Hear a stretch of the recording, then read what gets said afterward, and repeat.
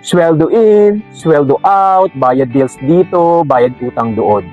Parang ang hirap umasenso, di ba? Trabaho ng trabaho, pero kailan ba talaga aangat?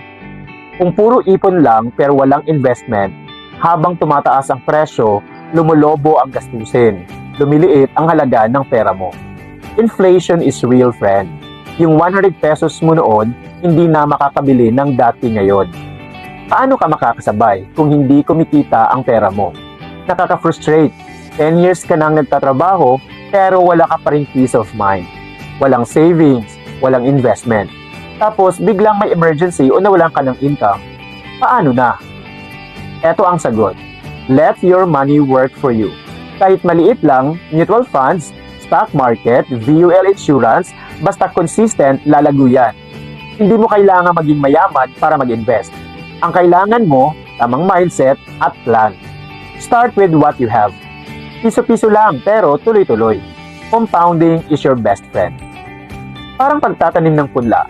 Maliit sa simula, pero pag inalagaan mo, magiging punong nagbibigay ng bunga. Ikaw, alin sa mga investment tools ang gusto mong maintindihan pa? Mutual funds? Stock market? Insurance? Forex?